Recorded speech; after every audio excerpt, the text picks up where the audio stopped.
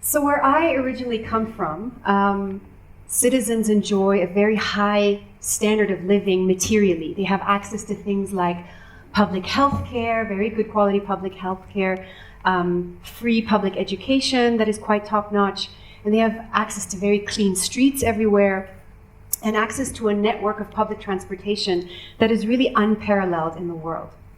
So there's a lot to be said for a country like Austria, and it continuously comes up as #1 on these quality of life surveys that they conduct.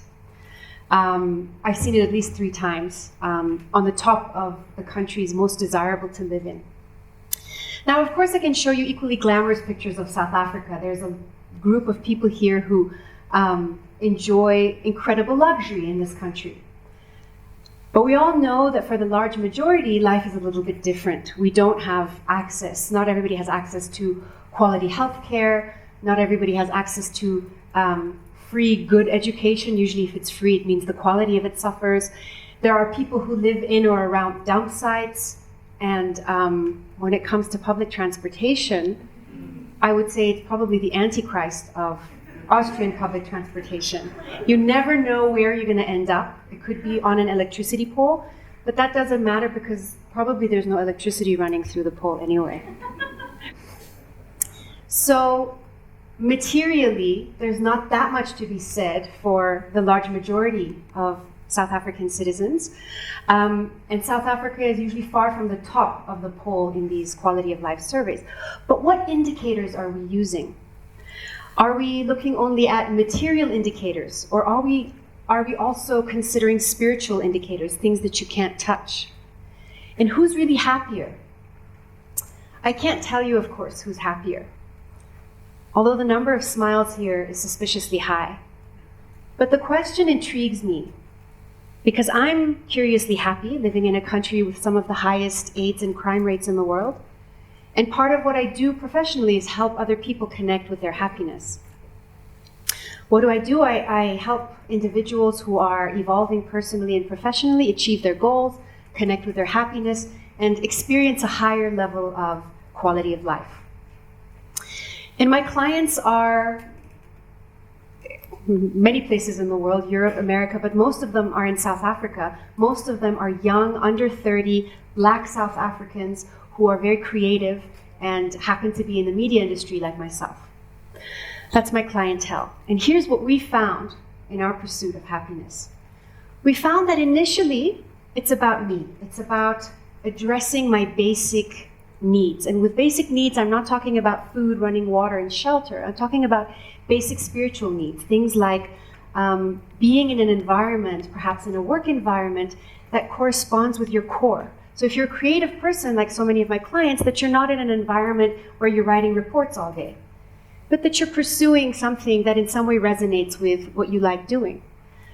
And that helps raise your experience of quality of life. And for many of my clients, they've been denying themselves these things for various reasons. Maybe they haven't had the confidence to approach that industry, or they feel like they have relative security at the job that they're currently in, and they have many people to support. But what we found is that very soon after these basic material and spiritual needs are filled, there's a saturation. Me gets saturated very quickly, and in order to experience continuous levels of happiness and more quality of life, it is necessary now to look beyond what is me. And if you think about it, the opportunity of the non-me is huge, because everything that is not you is everything else. So the opportunity for reserves of happiness or an increased quality of life are extremely big outside the space of me, in the space of we. This is Lebo, and Lebo is somebody that I've been collaborating with on many projects. He's not a client of mine per se, but he really embodies living in the we. Now, among his many projects, he's come up with a network of entrepreneurs who get together, share ideas, support each other, barter services to each other, and really think in mutualistic ways about supporting each other. And he lives and breathes this kind of we thinking. And he's really brought a new mutualistic approach to a sphere of life that perhaps traditionally has been very me-oriented. And I mean, he smiles like this all the time, if that's any indication of happiness. Might not be, I don't know. But moving from me to we, if that is any indication of a quality of life, it would be worth sharing and understanding what that really entails. What does it mean to move from me to we? Because surely in places where people suffer from depression and anxiety, even though they have access to so much materially, it would be beneficial to understand that. So here's what we found in our case studies. We found that there are 3 elements to moving from me to we. One is having an expanded consciousness. One is having an integrated approach to life. And the other is about nurturing idealism. And I'll unpack these 3.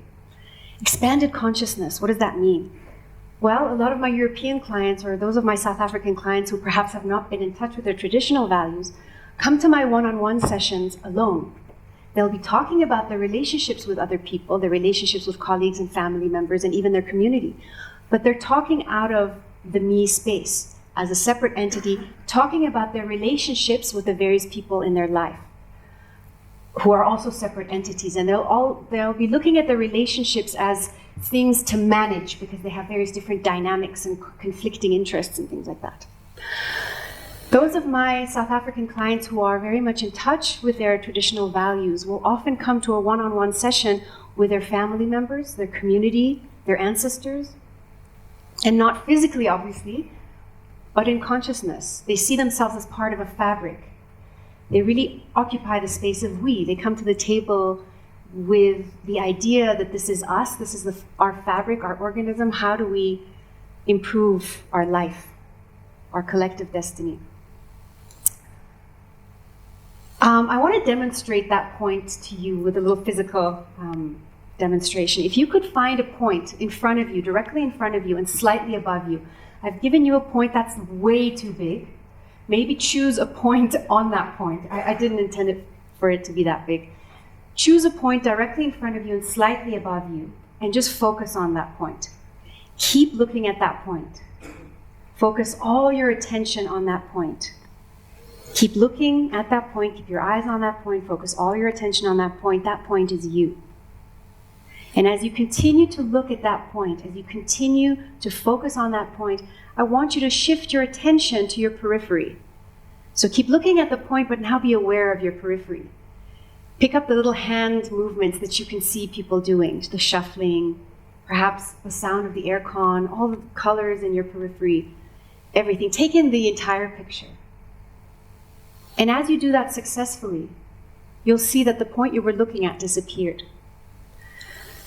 That is having an expanded consciousness. It's having me move into we. It's going from a foveal vision, which is really based on focusing on one thing, to going to peripheral vision, expanding your vision. And culturally, what we've done in the West very often is we focused on that one point, on me. Often at the expense of everyone and everything else, and often at the expense of happiness. What is an integrated approach to life? An integrated approach to life is using that same thinking and applying it to the various different aspects of our life. So not just to people, but to things. So a lot of my European clients will come to me and they'll say, I have so many things to juggle. I've got my work life, my social life, my family life, my strawberry underwear life, and all these different things that they've created. All these divisions in their life that are actually only products of the mind. Because life is one whole experience. But these things are very real to them. And they feel torn between these things. They feel conflicted. If I spend time, doing a good job at work, focusing on my career, my family life suffers. That's the assumption. If I focus on my family life, my career suffers. That's having a fragmented idea of life. Applying expanded consciousness to this, having an integrated approach to the various affairs of your life, means seeing all these things as one whole reality. This is me with my son at a work function. The assumption with this kind of thinking is, if I do my job well, if I'm good at my career, it will enhance my family life. If in my family life I'm really doing well and I'm developing the capacities and the virtues that I need in my work life, then that will enhance my work life and my career. So really it's seeing that those divisions we've created are just products of the mind. Even racial, everything that we create, all the lines we make are just products of the mind. And what's helped a lot of my clients is to see themselves, if they're a medical practitioner, for example, if they're a doctor, to see themselves as a healer. Because when you see yourself as a healer, you can heal anywhere. You don't have to be in your practice with your medicines.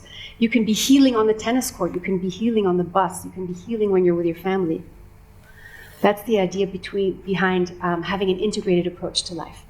And lastly, having a level of idealism. This is my son, and here he's dreaming of having a jazz band. He said, "Mommy, I want to have a jazz band." And he was dreaming about it. And I said to him, I took on the role of the cynic. And cynics very often focus on all the reasons why something can't happen. So I took on the role of the cynic, and I'm like, there's so much you still have to do. You have to learn a brass instrument. You have to go to school. And I was just drawing this daunting picture. He wasn't listening to me, thank God. He went ahead and he started his own jazz band with his friends.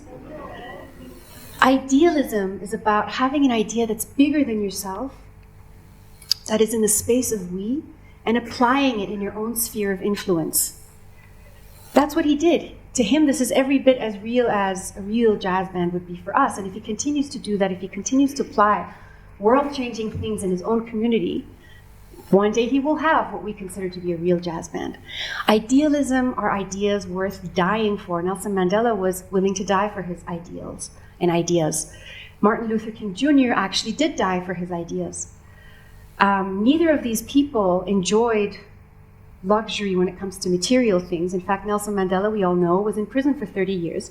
And Martin Luther King Jr. certainly didn't stroll through the parks and enjoy his rides on the bus. But I'm guessing that if we asked them about their quality of life, they would both say it was high. And if we asked them if they had happiness, they would say yes. And probably neither of them had time for anxiety and depression. So moving from me to we, and really having me dissolve into that we kind of thinking, in our case studies, increased the experience of quality of life. And these are things that are really embedded in African cultures.